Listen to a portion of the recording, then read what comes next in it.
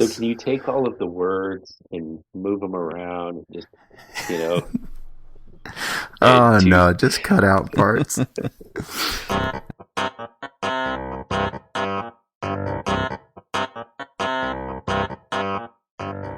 What's architecture really about? Archispeak is the show that dares to peek under the architectural kimono, exposing what architecture really is, what it is that architects really do, and show you why we are passionate about our chosen profession. I'm Neil Pan. Join Evan Troxel, Cormac Phelan, and me as we have a casual conversation about all things architecture, which includes all the stuff people don't talk about. Think you already know what architecture is really about? Tune in to find out.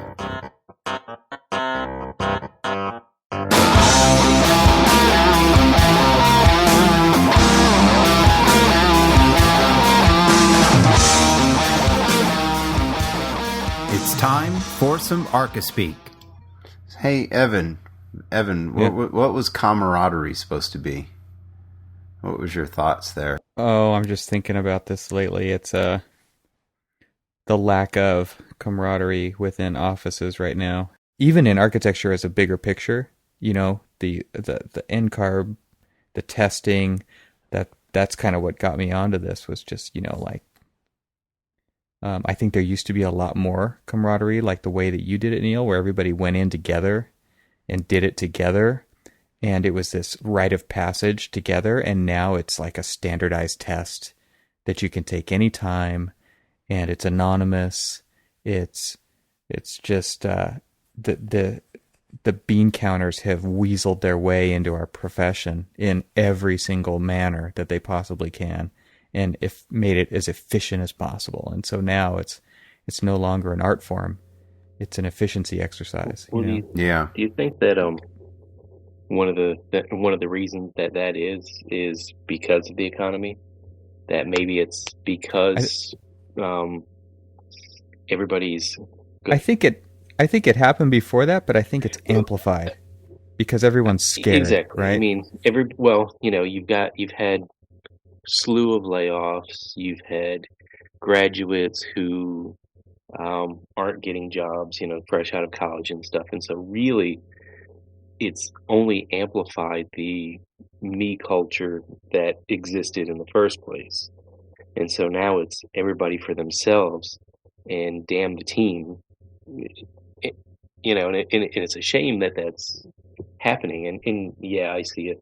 I saw it in the last firm I worked for a lot, because that was kind of like right in the middle of, the worst of it all. In fact, even when I was kind of working for myself and working with it wasn't really myself. It was me and a couple of college roommates that college buddies. They, when it got to the bad times and stuff, everybody kind of started fending for themselves. And you were talking about the ARE as being a kind of like this. Everybody went and did it together, and there was a lot of a sense of camaraderie.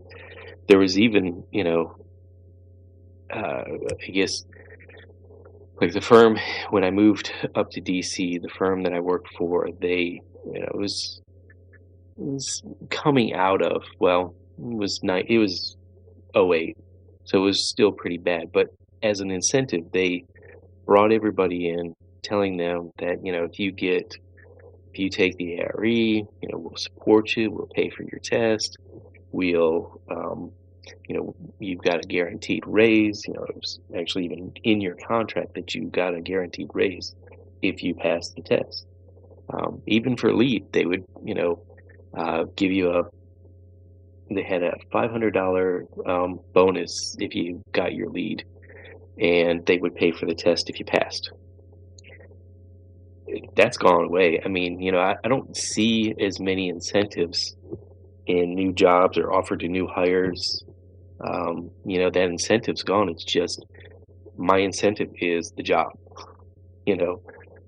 All you Do you want something nice? Well, guess what? You still got a job tomorrow. There's our nice. Um, Yeah, but I'm not so sure. This is a recent phenomenon, and I reference when I passed my exams and became licensed. I actually, what did I get? I got a pat in the back. Not even that. It's more like, hey, I passed. Oh, congratulations. Get back to work. There was no bonus. There was nothing. There was nothing special. It was like, congratulations. Move on. Here's the next thing to do. So I don't know I don't know if this is a recent phenomenon or one that many of us are now experiencing when the economy's starting to do better. There's some more jobs out there. I mean, I've known some people that have moved around now because, their salaries have been cut for the last several years and they still haven't been reinstated. And here's another firm knocking on the door offering more than their original salary, and because they need some people, and they're jumping ship.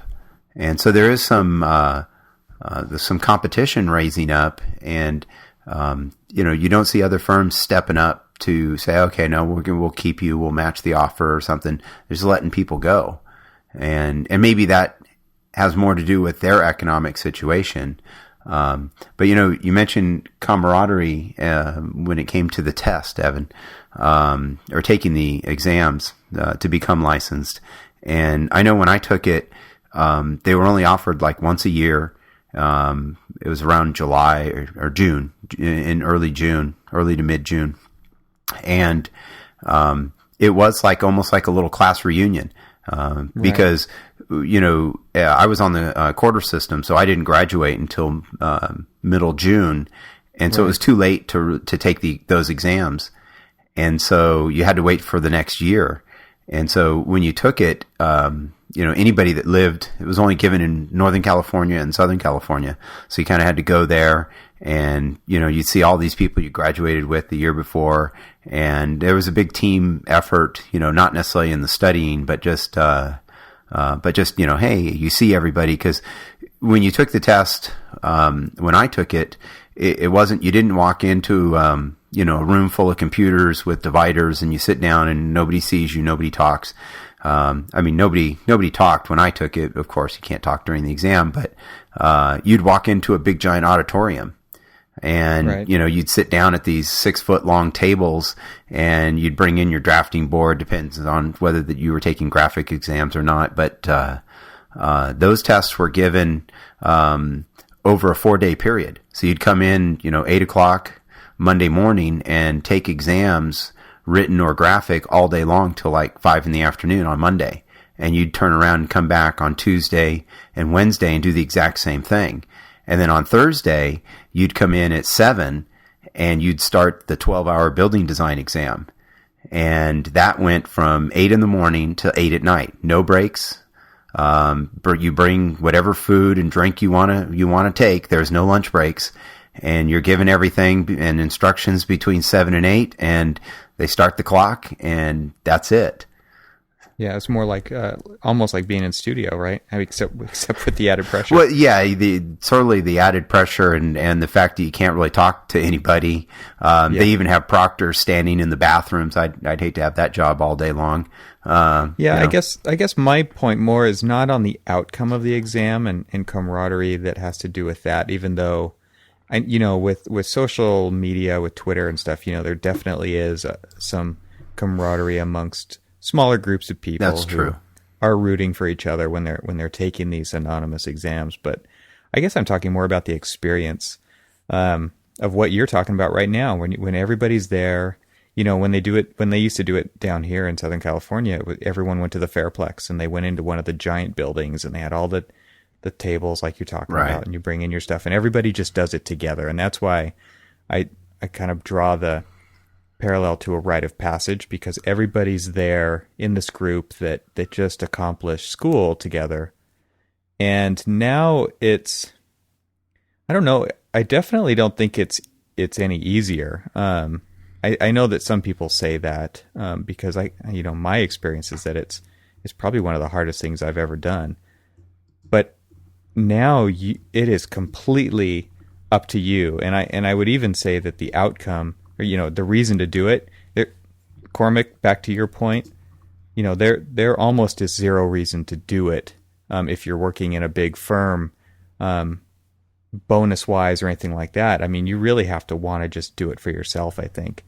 And that's where my personal stance is. I'm just doing this for me. I'm not doing it for them. And there's nobody there asking me to do it. But it's just one of those things that I want to get through and accomplish personally. I just feel very much like NCARB. I feel like they don't want us to pass. I feel like they make it as, and it's hard to kind of explain, but it is a bitch to do this. And you have to schedule them, and you have to pay a ton of money in fees. And this is just one part of the whole profession. Evan, do you think it was any easier, though, the scheduling part, when I took the exams, obviously was somewhat out of my control. It was given in the middle of June.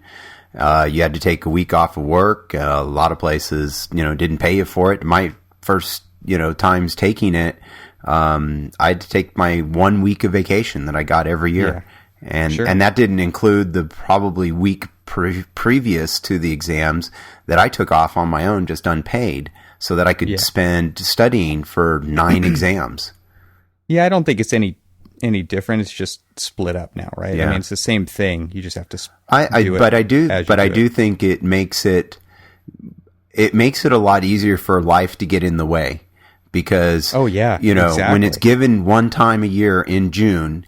Now I'll also add that it was given the 2 of the exams, the 12-hour building exam and the site design exam, the 2 graphic portions were given in December every year as well. So you had a second chance at taking those, but you could only take them like once a calendar year or something. So you couldn't take them twice or something. I could be wrong about that, but I mean,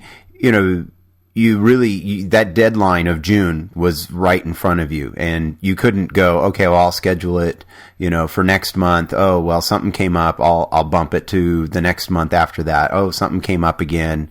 I have to put it off another month. You didn't have that option. So I think for a lot of people, I'm guessing maybe for many people today, this is part of the reason why it's taking many people longer to get licensed, is because you do have that option, and you can schedule them kind of whenever you can, and life gets in the way, whether it's work or whether it's family obligations, or just financial obligations.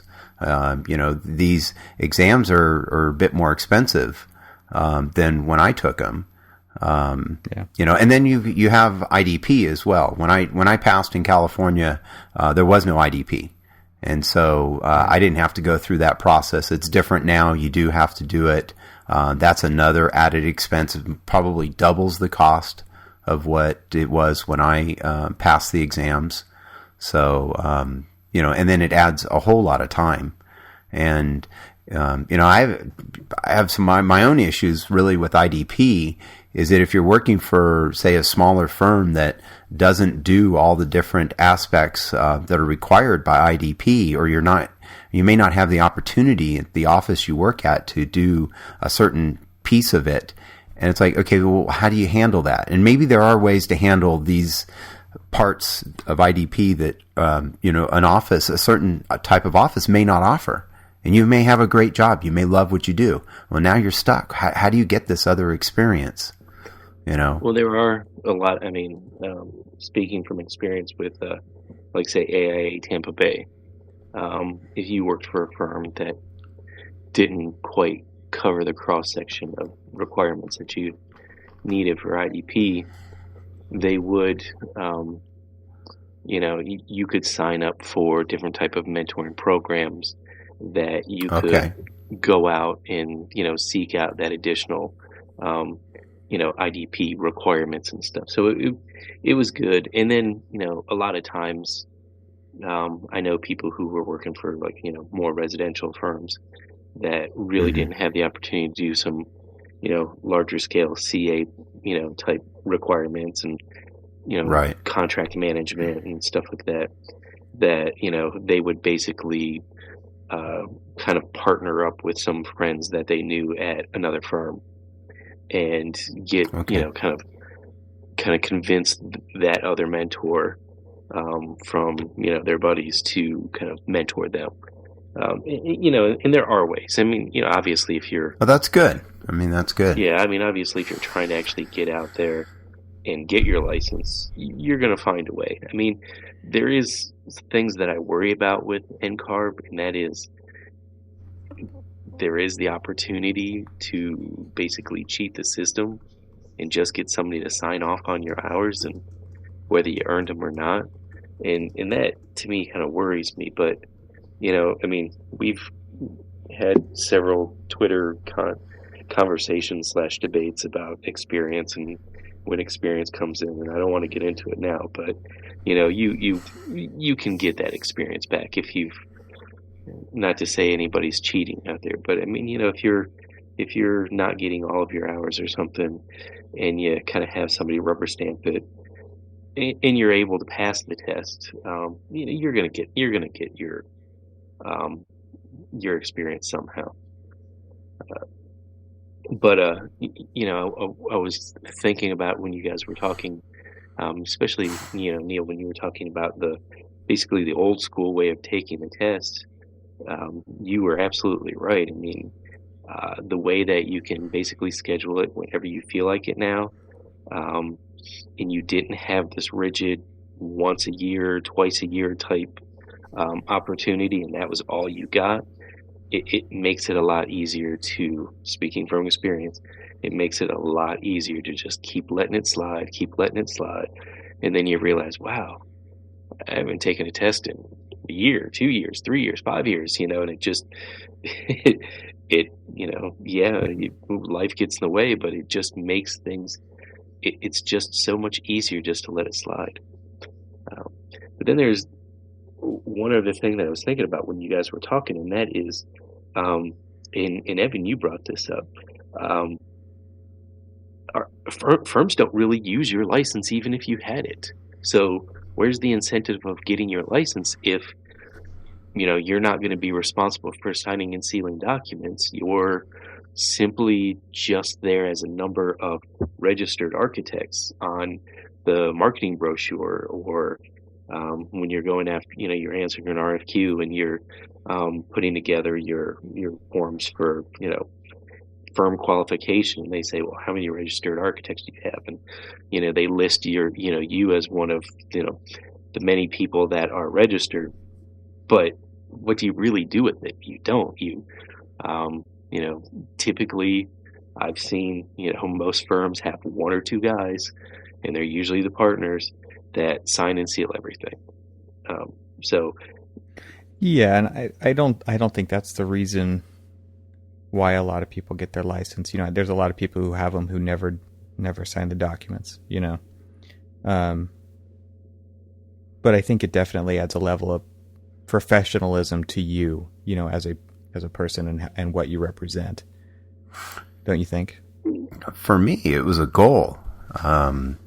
I wanted to be an architect. I went to school and spent all the years I did in college and working, and this was going to be my profession in my life. And I just wanted to do it. It was to me, it was another step on, that I started in college to complete. Okay. So I finished college. I got my Bachelor of Architecture degree, and the next step was to get my license.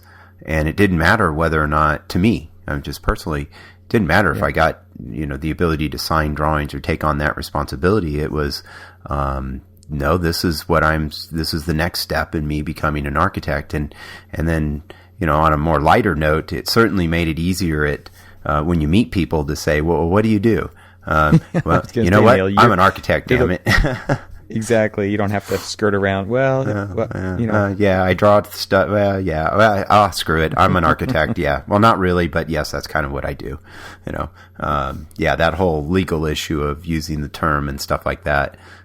It certainly made that a lot easier, and I could just say, yeah, I'm an architect. Well, what do you do? Well, then you hem and haw, or you launch into your elevator speech, or somebody references some movie. Oh yeah, I saw a movie once with an architect. That must be what you do. You know what I tell people? Actually, my kids like this too. What do you do all day? I just draw and color. That's it. That's simple enough. Great explanation. Although I don't really want to encourage my kids to do this, but they seem to like it. You always say, I draw pretty pictures of buildings. There you go.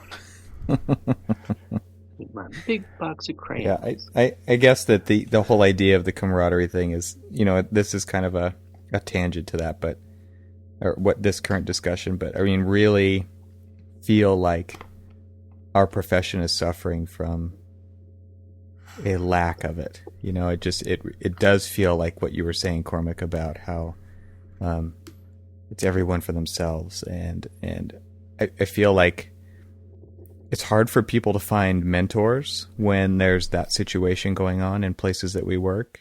There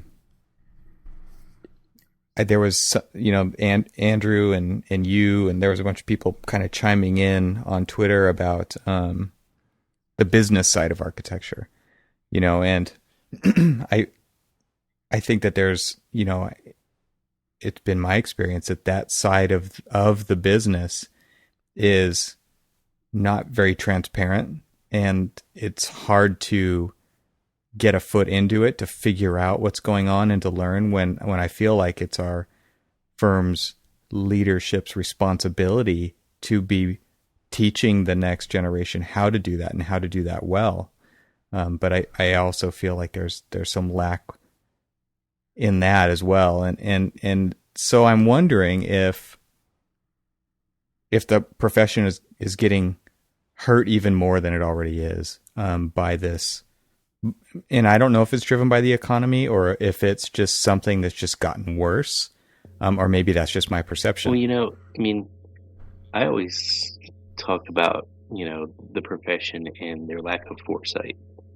And I've got a multitude of different, things that I can give examples of. But in reference to our particular topic, the lack of foresight that we have right now is that a lot of firms tend to, isolate the new from the old, and the guys who kind of hold on to that knowledge and information and don't want to share it and pass it on, they're the ones who are trying to protect their jobs and make sure that they are they're valued in the firm, and they that the firm can't do without them. So when it comes time for layoffs, well, you can't live without me because I have all this knowledge. Let me, we got to keep him. But the thing is that it kind of dilutes the knowledge base in the firm, and so the lack of foresight comes in when you should be preparing the younger guys to basically take over for you when you ultimately want to retire and live the good life, and you can't give up the mantle because you didn't prepare anybody to take over for you. And so every time, I always say that architects never retire; they just die at their desk. It's because they failed to prepare the next group of people to take over for them so they can retire. Yeah. I wonder how much of that is being driven over the last, say, like 20 years or so by technology. Because there's some, you can teach the business side, and that part of it, I think, comes down to sometimes the size of the firm. In a smaller firm, there seems to be much more sharing of information in how things are being done, or budgets and contracts and things of that nature. And when you move up to a larger firm, and at least in the larger, semi-larger firms I've worked in, some of that information starts to get separated, from the people working on the projects. Oh, you don't need to worry about that, or that information's proprietary, is not available to you, or something. And so I just wonder how much of that is being driven by either the size of the firm and or by technology. And by technology, what I'm really seeing is that you've got, say maybe some firm owners or some architects that may be in their 50s that have been doing this a long time and maybe kind of missed the technology side of it. And so, they're kind of stuck with, okay, well, I can maybe still design stuff, but then when it comes to production, and maybe those people shouldn't be doing, if you're the firm owner, it's not a wise use of your time or certainly budget money to be doing the contract documents at that point. But, they're not doing the CAD work or the modeling. And then you've got, say a younger generation coming in and they're doing all the modeling, and so they're not really being prepared for the rest of it, because you do have this separation and you don't have that camaraderie going in the office. I don't know. Maybe there's some correlation there. I'm not sure. I think that's part of it. There's definitely, and there's always going to be, I don't know how sharp of a contrast it's going to be in the future, but there's always going to be the established people in the industry and then the newcomers, and they're always going to have a different set of skills, or tools. And I don't think the tone has changed there at all. Every week I still hear people saying, why can't we just do this by hand, or why can't we do, I don't ever see that person sketching anymore. Or I've never seen that person sketch, or why do we have to use Revit for that? Why can't we use such and such a tool for that I'm used to using and that I'm comfortable using? And so I think you're probably onto something there, Neil. I think that, I don't know that that's ever going to change. I mean, if you think back to, say, the 40s and the 50s, everybody working in an office, and I wasn't, so I'm going to guess here, but there was no real technology different, and I could be totally wrong, but when you had guys, when everybody was doing stuff on the boards, and granted there was the pen and the layer system of pen, and I forget what that's called, but I'm sure there were quote unquote technology changes. They were just different, but essentially you had a T-square and a triangle, and you drafted. And that was no different from probably anybody in the office, because everybody could do it. And the new guy coming in, all he had to know was drafting. There wasn't, you didn't have to know Revit, AutoCAD, Vectorworks, or, Mac or PC, or, worry about any of that stuff. It was, here's the pencil, here's the paper, here we go. We start drafting. And I wonder how much technology has changed the dynamics in a firm, and how the leaders of the firm, or the people coming up in the firm, kind of lose touch with that a little bit. I don't know. I think it's definitely, I'll agree with you, definitely that, early on in the golden age of architecture, everybody was on, equal playing field, because you really, it was either different levels of design capabilities and skills that really set you apart, because everybody drafted, everybody had and could master the same tool to do the representation of the documents, the renderings and everything like that, the model building and stuff. I mean, everybody had all of those skills. And so there was a equal playing field, and you're right, in the past 20 years, since the use of the computer has dominated the profession, there are, we still have, people today that are, running firms that don't even know how to open up their email. which is, replace the fax machine and everything else. And so you, so there is a big gap of knowledge in just the regular tools, but then the people who know the tools, and I always, say this and use it as an example with, with Revit. It's, the people who know Revit really well are typically not the people who know how to put together a building very well. And, I mean, that's kind of a blanket statement, and it's not obviously always true, but, the people coming out of school are usually the ones who are more versed in at least using the tool. And the people like the project managers and stuff, I'll use myself as an example. When I first started using Revit, I used to complain all the time about how much it sucked, and I still believe it kind of sucks, but for various reasons of not being able to, turn corner with masonry and veneers and stuff like that. But it's more of a technical issue. But I always looked at the tool as why can't I just open up CAD and whip out the drawing real quick and do that? Well, we're not using CAD anymore. We're using Revit, and so the older guys are getting left behind. The newer guys are coming in with the skill, but it goes back to that whole conversation of who's going to protect the knowledge and stuff. And thankfully, I've grown in the way that I do things, where if the kids who know how to use the program can show me how to use the program, it's not a give and take thing. It's I just automatically kind of show them how to survive in architecture, but I try to kind of like say, okay, you show me how to use Revit, I'll show you how to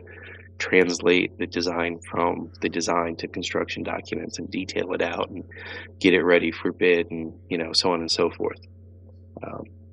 Hey Evan, how does this affect the camaraderie in office? And do you think this separation of not everybody can jump in to help out on a project because there may be the barrier of the technology there.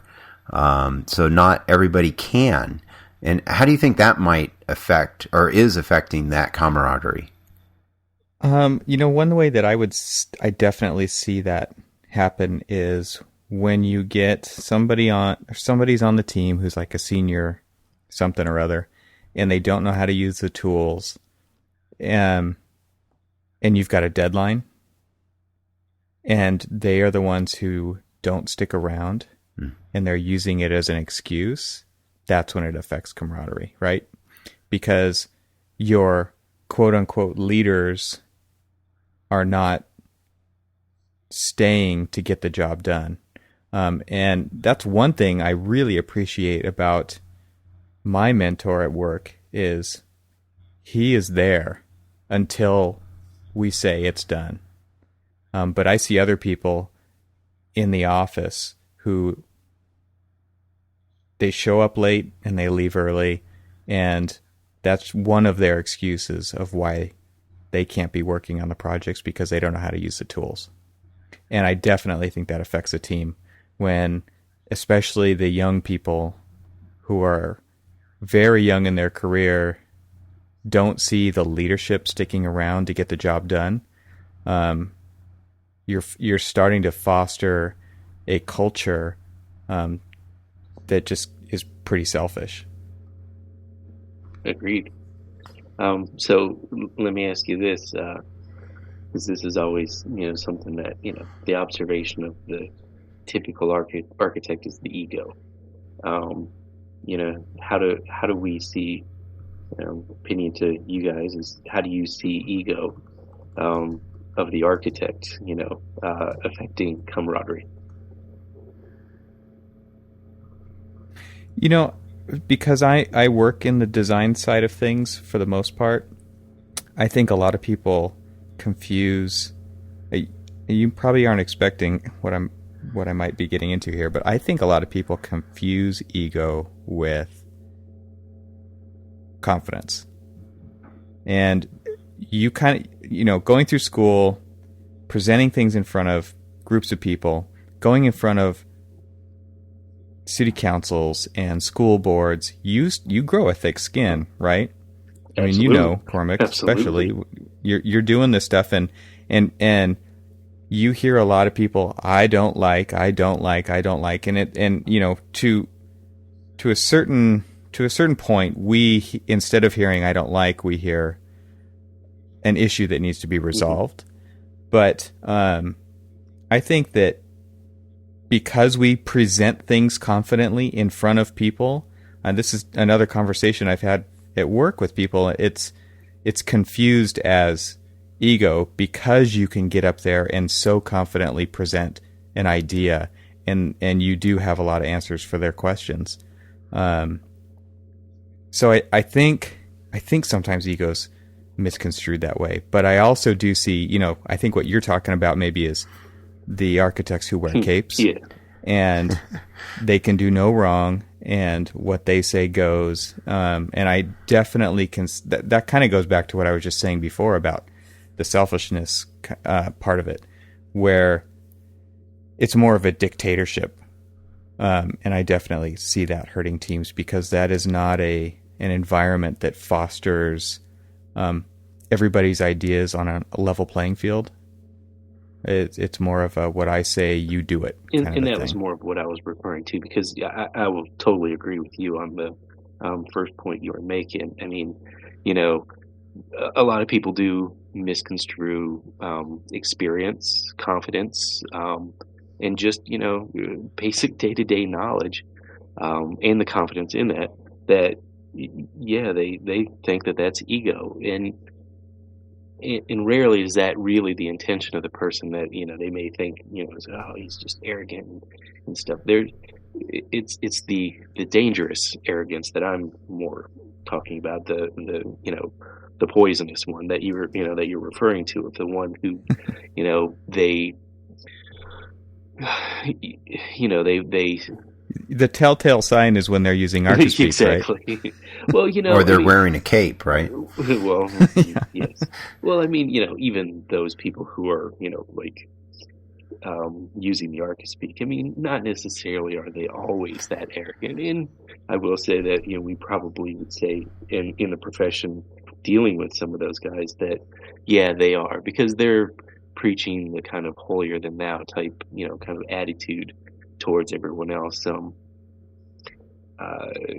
But I think what, I think it's that, the ones who are either aren't really confident in, or don't really have the experience, but they have the confidence, so they're like, well, do what I say. It's just like, but what do you mean? And, they can't really express it or explain it. It's just, well, just do it. Those are the kind of cancers. And that's not. Well, and they use their position as power. Yeah. That's kind of where I was getting at. Yeah, just starting to babble. So guys, how do we have the confidence to try and fix, not fix, how do we solve this camaraderie issue? Or what, Evan, you mentioned earlier, the things that you're seeing that have, that's hurting the camaraderie in our profession. How, what are some suggestions about how we can go about bringing that back, or just creating it? Maybe it's something that hasn't always been lost, but maybe needs to be encouraged more. I think that there's some aspect of it is that people are just done with architecture, or done with their career path, or maybe they need a change, but somehow they need to reignite their passion for what the reason they got into this business, because it seems like, I don't know if their senses are dulled, or they've just been beaten down too much, or they've been neutered by somebody in a higher position, or unemployed. But it really for 4 seems years. like I don't know. Is it just unhappiness with what they're doing, and so they're taking it out on other people? Um, even with new hires, I really am seeing a lack of passion for architecture, and I can tell you, like, when I work with people who are passionate about what they're doing and they want to solve issues and they want to do it the right way and they want to do it effectively and they want to be efficient, but they, there's like this tenacity, and it's not like you're attacking the project and getting in, kicking ass and getting it done, but there's definitely, some expediency happening, but they're just excited to work on architecture. And those are the teams to me, when you get somebody like that you're working with, the day flies by. I mean, it makes it worth it, and it's fun, and you're doing it together. That's the kind of thing that I would love to see more of. And so I think a better economy, a better job situation, a higher morale would definitely help with that. But I think that the firm leaderships really have to put in a ton of effort to figure out what the stimulants are going to be to create that environment in the workspace, to create that studio. And you're exactly right. Because one of the things that I notice is a lot of times, people talk about one of the reasons why they're, dismayed with the office or the job or whatever. It usually always ends up is the office environment or the studio environment. And it seems to them that the studio doesn't seem to be interested in architecture. They seem to be interested in the business of architecture. They seem to be more interested in just going out, landing the next job, cranking it out, getting it out the door, moving on to the next one, doing the sweatshop kind of, atmosphere. And they're not necessarily fostering what it is that they themselves enjoyed about architecture and got them into architecture.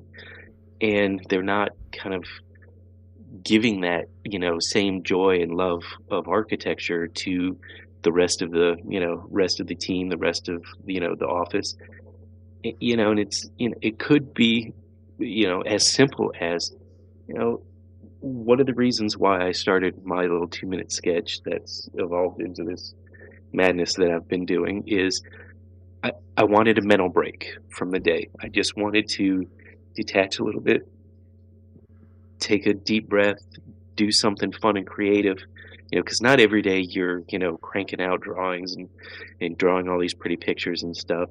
A lot of times there's a lot of monotony. And so, to kind of like stay in tune with my creative side, I started doing these little sketches and stuff. And maybe the answer is, and, this was things that I've pitched to, my own office is, let's have maybe a weekly conversation just about architecture, really casual, like what we're doing, talk about what's interesting to each other, talk about what's going on in the world of architectural news. I mean, just kind of like reinvigorate each other's passion for why it was that they chose this profession. How do you instill this profession wide, who knows, but if you at least start at the basics down, at the office level and try to, just instill some things that make it where you can kind of like reconnect with the, passion that got you involved with architecture in the first place. Sitting down, having those casual conversations and chats about, architectural news, the architectural, gossip. I mean, hell, it's always fun to, talk about gossip.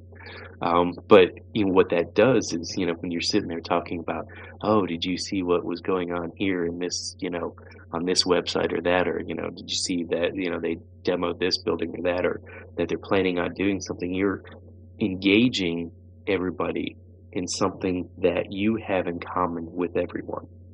And that's a love of architecture, because you would have never got into this profession if you didn't have it. And that's the problem is that we come in, we put on our blinders, we grab a hold of that mouse, and we click away. And we spend our entire day detached from each other in a way that really, kind of further, breaks up that camaraderie. And do simple things like, having having a office-wide charrette to, have people engage and talk about, what's going on and what's being produced in the office. And, I think it really can boil down to almost simply as reconnect with what you love. Yeah, I agree with that, and I know that there's definitely people, myself included, trying to do that. Where in my office, and I think that to a certain extent that's right, because especially if you want people to just know that the office is about architecture, then that conversation has to emanate throughout the office. It can't just happen between 2 people here and 3 people there in a conference room with the door closed, or at lunch, between a couple people. It does need to happen in the middle of the office, stuff pinned up on a wall, people drawing on it. And one of the cool things, I think that, everybody's heard this before, but nobody cares where good ideas come from, as long as there's good ideas, right? And the thing is that anybody in the office can have a good idea. And one of the things that helps foster that kind of culture within an office is that it is a safe place to throw out stupid ideas, and no one's going to jump on them for having a stupid idea, or no one's going to blow them off for having a stupid idea. There is no such thing as a stupid idea or a great idea. There is just ideas, and everybody's allowed to have them and share them. And that makes creating things a lot more safe and a lot more fun for anybody to get involved. So it doesn't have to just be someone who just graduated. It doesn't have to be someone who's been there for a long time to lead the conversation. It could be anybody. And that starts to lighten the mood and get people involved and make it a fun experience. I was used to work in a firm that at one point tried to implement something like that, where we started doing some charrettes, or would get the whole office involved, say, on late in the afternoon. Everybody stops and kind of comes in. And in fact, we were working on a fairly large project, and we split up the office into some teams, and everybody was kind of was given a brief presentation, an overview of what the basics of the project was, and then was given a couple hours to go off and design something or put together some basic concepts and thoughts and ideas. And then we brought it all back in, we pinned it up, and then we talked about it. And that was a really great way to involve everyone in the office from every level.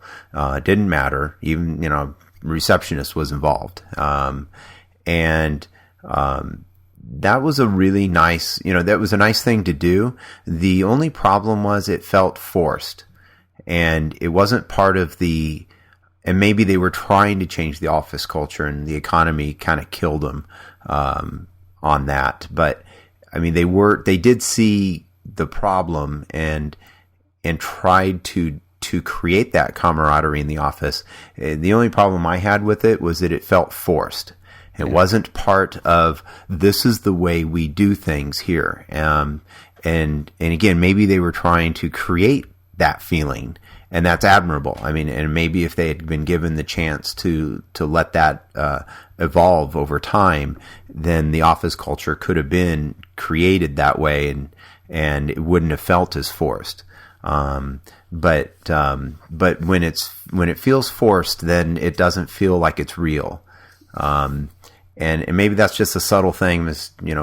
I was only there for about a year before they really started laying people off. But it definitely has to be a part of that culture. And Cormac, I think your idea of just getting around and talking about things, because we do get wrapped up in our own lives or our own hobbies, and a lot of people, one of the things I enjoy a lot about following a number of different architects or people involved in our profession is that, they're my eyes and ears for a lot of different things that happen in the around the world and in the profession. And I appreciate, I don't see everything on through Twitter, but I catch things here and there, and I'm made aware of things happening in the profession that I might not have been able or might not have otherwise caught. And so I think your suggestion to do those little casual conversations, and maybe that's the office spends $50 and buys everybody a sandwich, and you all sit around for a lunchtime, and you talk about something, or you bring up like something somebody saw, and it could be something local, what's happening in the neighborhood or in your city that's big or important. Maybe it's a new building or some competition, or maybe even a direction that the company wants to move in or something they want to go after. And that could be really cool because you may have younger staff that may know something that the senior staff doesn't know about. And then that can come out and come up instead of, the younger staff saying, I don't understand why they're not doing this, or they don't go after this. And it's, hey, they're dealing with the day-to-day business and they may not know about it. Or they just have different interests, so they may not know about it. And so I think that's a great way to build that camaraderie in the office. And, and maybe it is, I know one of the firms I worked for a number of years back, we used to do like a barbecue on like a Friday afternoon, during the summer. We had nice weather, and, it wasn't all hot and muggy or anything here in the Bay Area. So San Francisco Bay Area. So it was nice. And, getting an opportunity, we had a softball team that I managed when I worked there. And that's another way to get to know your coworkers a little bit. And that starts to build that camaraderie, kind of internally, within the firm, so that, the people you work with, they feel like you're part of your family. Right. And, that can sometimes be a great way to, really, feel like that firm it's part of your family, your coworkers or your friends. And, you may even go out on the weekends, or families get together, and that helps build that. And then you don't have that kind of separation, between the bosses and everyone else. And, maybe that's what, senior level staff people need to do more of that, and make those things happen. Yeah, I think that one of the things that you've got to look at is, if you don't figure out how to do this inside your office, you have a bigger problem, and that's right outside your office. And that is getting people in your community excited about architecture. Because if you don't have clients, you're out of a job. And I think that the most successful projects are the ones that involve clients who are excited about their project. And they're excited to have you on their team because you get them excited about what you guys are all doing together. Exactly. And so you've got to be able to do that in your own office. Your team has to be excited to work together if you want it to take it to that next level outside the office. Well, real quick, you hit it perfectly. If you can't foster that excitement within your own firm, the client's going to pick up on it. The client's going to say, if you're not excited about architecture, why should I be excited about the architecture you're selling me? And you won't be selling them architecture because they're going to go and find somebody who is excited and who can, have the team coming in there with, this excitement about the ideas that they're presenting you and all of this other stuff, and really, exuding this appreciation for what they're, what they do. So yeah.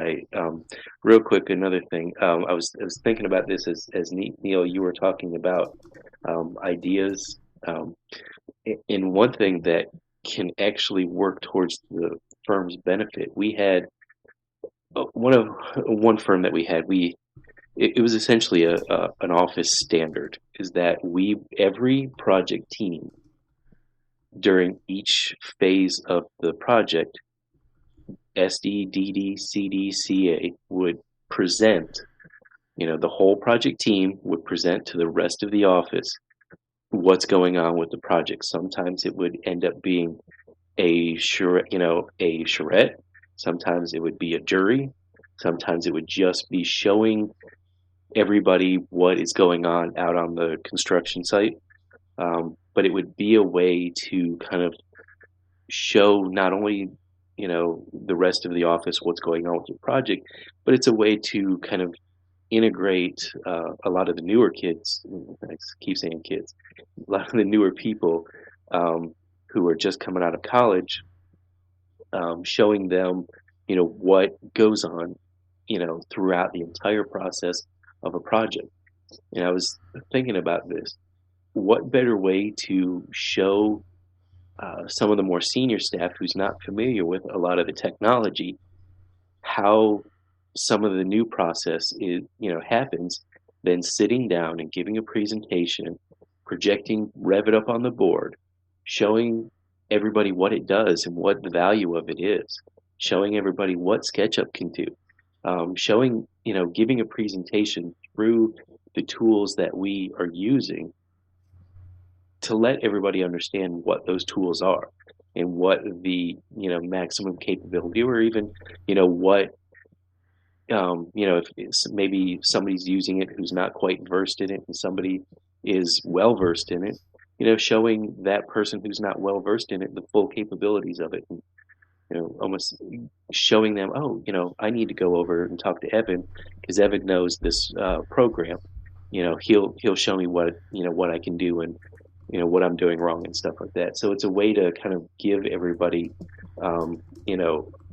just kind of an overview, if at the very least an overview of all of the tools that we're now using. Yeah, I think those are great opportunities to just, instead of coming up with a presentation, right, is to just say, pencils down, here's where we are at, here's what we're using to do the job, and you're just saying, here's where we are. Yeah. And I think that can be a good thing for the office to see, everybody. I think it's also an opportunity to let everyone on the team practice their presentation skills. Exactly. You're up in front of the office. It's no different than if you're up in front of the city council or planning commission or something like a community group. And each member of the team can take a shot at it and practice those skills. And it builds, what I like about that, and I think one of you guys just mentioned this, is that, you may be working on something, and through this process of discovery, by another team presenting in say in a larger office, and suddenly you go, hey, these guys maybe have solved something that I was, or I'm going to have to deal with coming up, or I've been struggling with trying to figure out how to do this. Well, oh wow, they figured it out, or they have an idea, and even within an office, especially as you get to larger offices, you might not have had any idea at all. So then you can go to that person and say, hey, how did you, I saw you did this and I'm working on something similar. And so that's another great way to kind of build this camaraderie, within an office and, and hopefully, throughout the profession. Yeah, I agree. Good stuff. Well, so Cormac can get some sleep because we're recording this late this week. You can follow all of us on our Twitter account, actually at ARCHISPK, or on the website at archispeakpodcast.com, and you can follow all of us there on our various Twitter accounts. And thanks for listening this time. All right, see you next week. See you guys. Bye.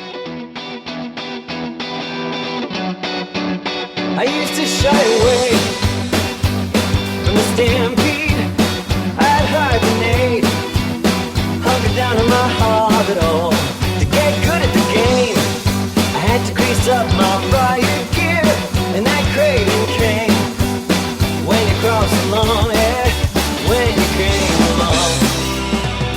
Jim and Dog dared me, turn the sprinklers on. Barefoot in the driveway, baby. Platform dancing, public praising, with someone who proudly tumbled, diving face first, fat with chances, braving birthday soon. Oh baby girl, Jim and Dog dare me, turn the sprinklers on. Barefoot in the driveway, baby. I get naked. What do I got for my birthday suit? My little piece of creation. I'm gonna shake my mama, gay mama, gay mama, gay mama, say thank you. What will I have what I want to do? I'm the buzz of relation. I'm gonna shake, I got love for you, love for you, love for you, love for you. I got love for you. I got love for you. I got love for you. I used to shy away from the limelight. I tucked my face, uptied my sleeping bag to build a better base. I had to fly my war paint right. I'm a better place since you made me upright. Love is never fight. Triple dog dare me, turn the sprinklers on. Barefoot in the driveway, baby. Platform dancing, public praising, with someone who proudly tumbled, diving face first, fat with chances, braving birthday soon. Oh baby girl, Triple dog dare me, turn the sprinklers on. Barefoot in the driveway, baby. I get naked. What have I got for my birthday suit? My little piece of creation. I'm gonna shake my mama, gay mama, gay mama, gay mama, say thank you. What will I have what I want to do? I'm a buzz of relation. I'm gonna shake, I got love for you, love for you, love for you, love for you. Naked. What have I got for my birthday suit? My little piece of creation. I'm gonna shake my mama, get mama, get mama.